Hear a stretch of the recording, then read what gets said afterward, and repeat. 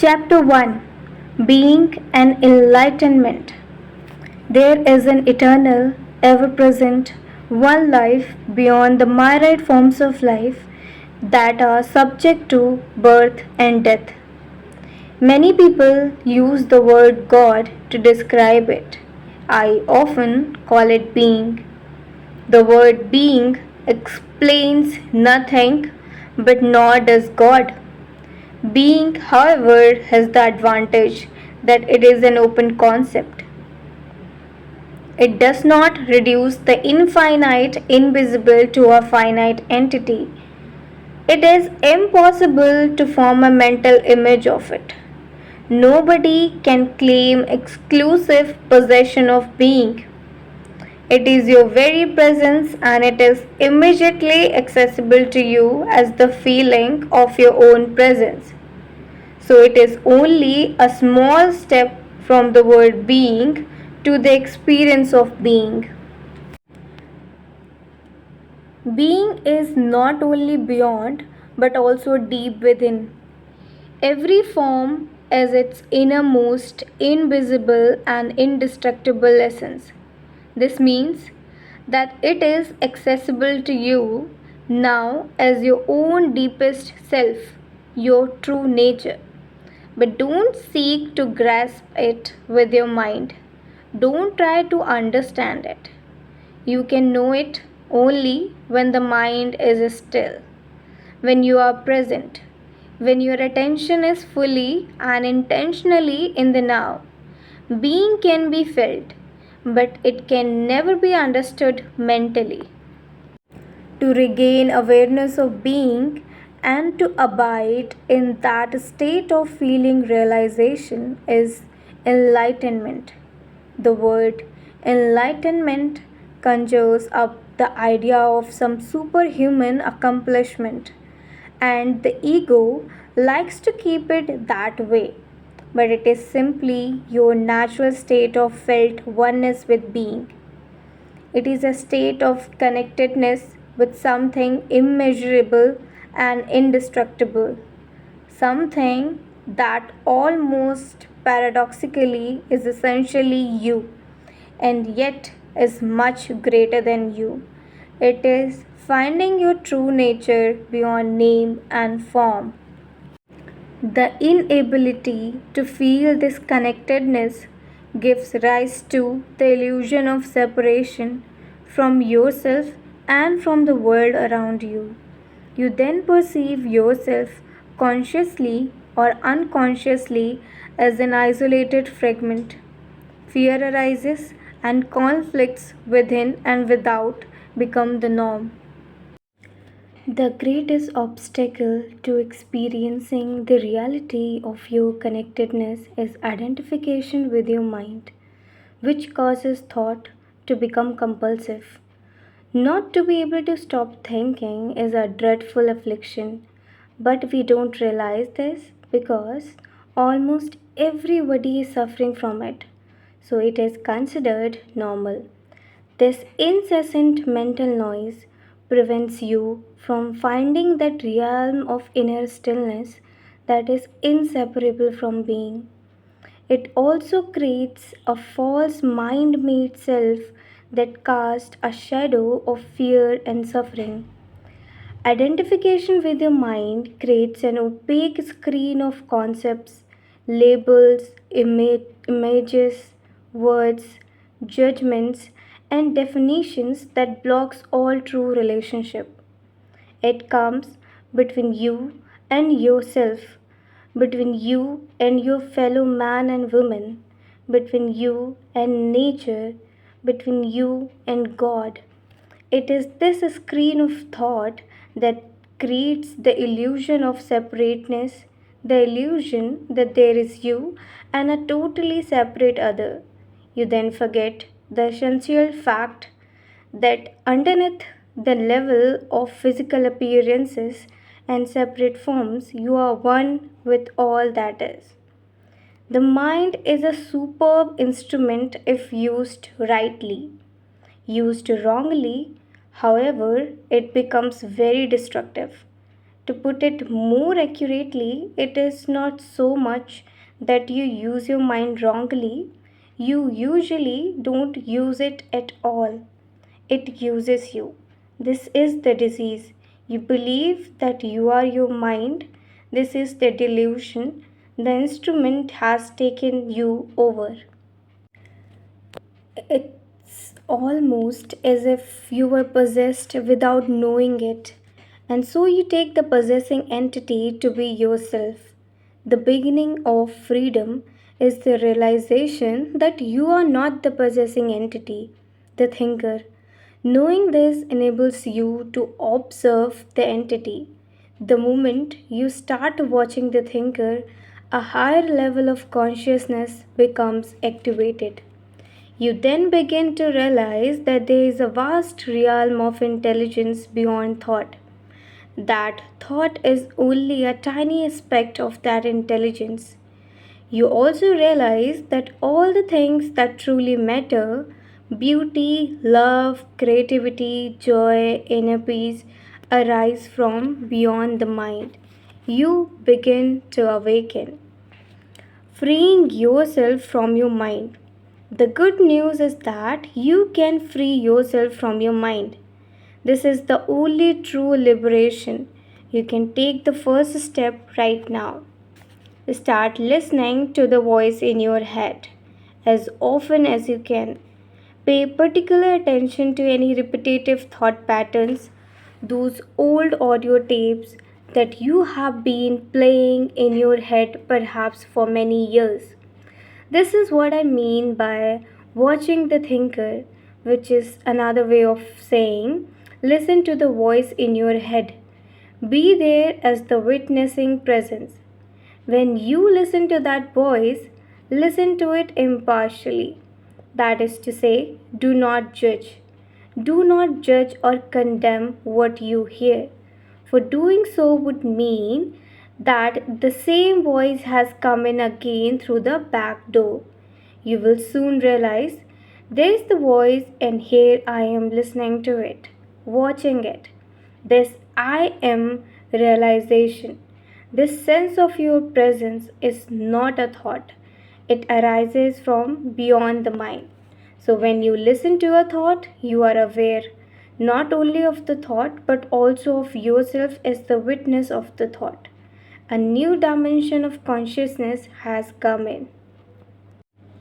As you listen to the thought, you feel a conscious presence, your deepest self, behind or underneath the thought, as it were. The thought then loses its power over you and quickly subsides because you are no longer energizing the mind through identification with it.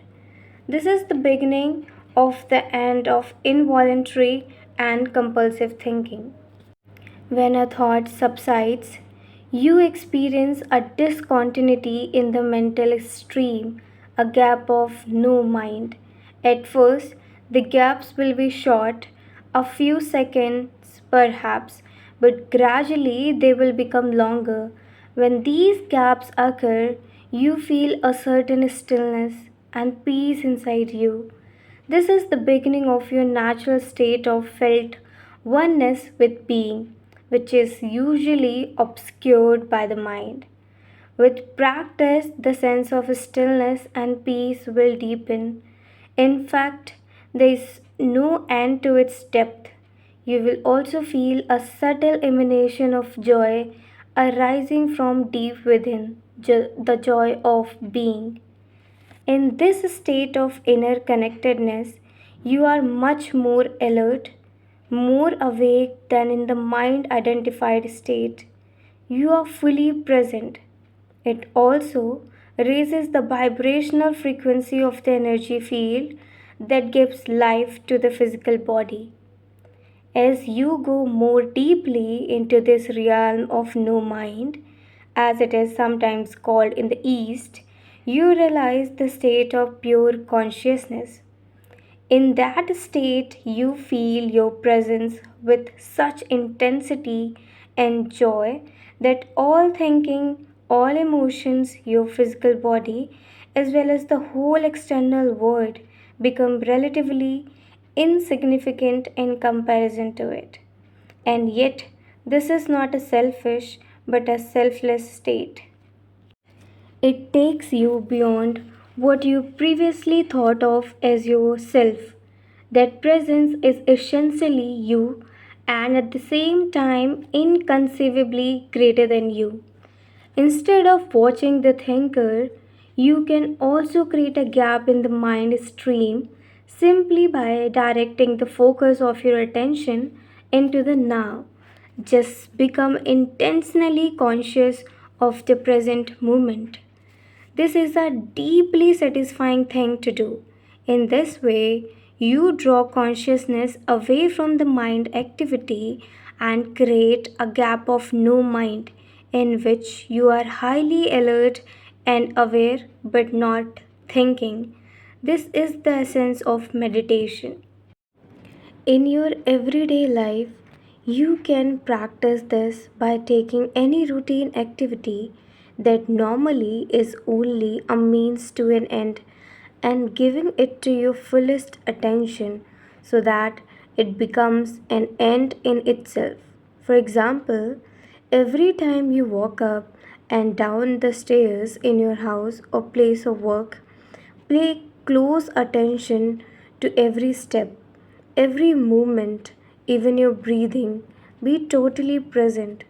Or when you wash your hands, pay attention to all the sense perceptions associated with the activity, the sound and feel of the water, the movement of your hands, the scent of the soap, and so on. Or when you get into your car, after you close the door, pause for a few seconds and observe the flow of your breath. Become aware of a silent but powerful sense of presence. There is one certain criterion by which you can measure your success in this practice, the degree of peace that you feel within.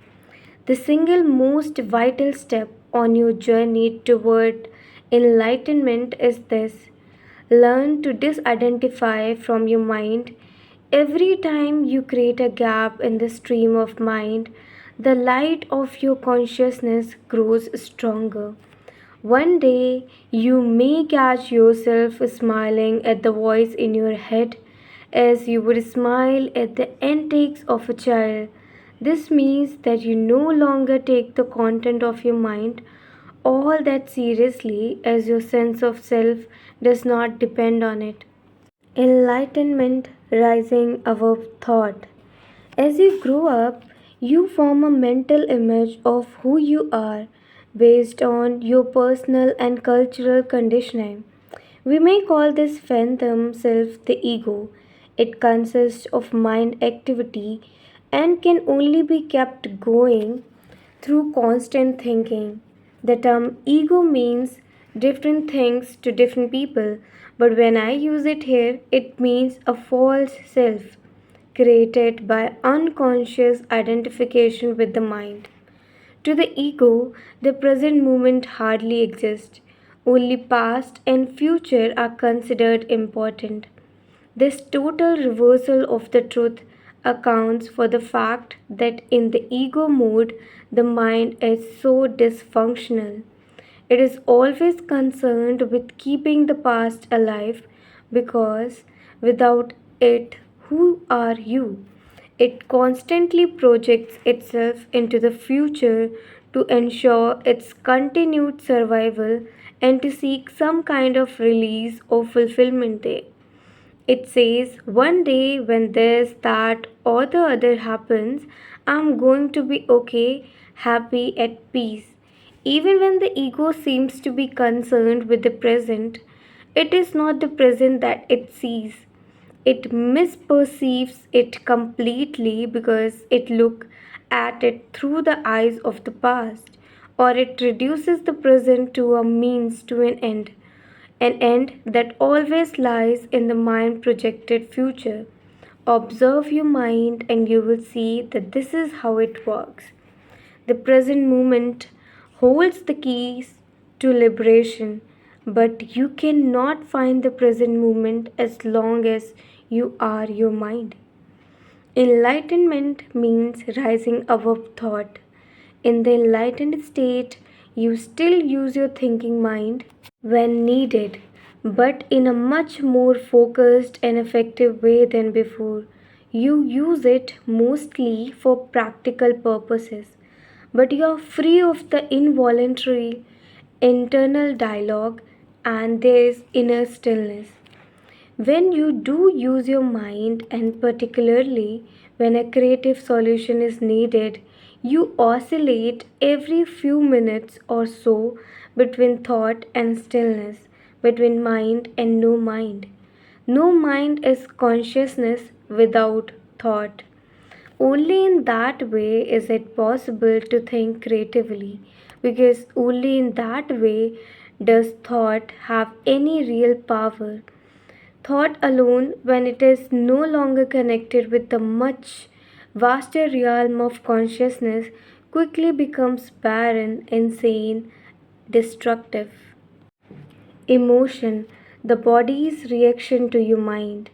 Mind, in the way I use the word, is not just thought, it includes your emotions as well as all unconscious mental emotional reactive patterns.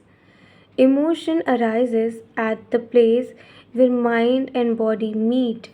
It is the body's reaction to your mind, or you might say a reflection of your mind in the body.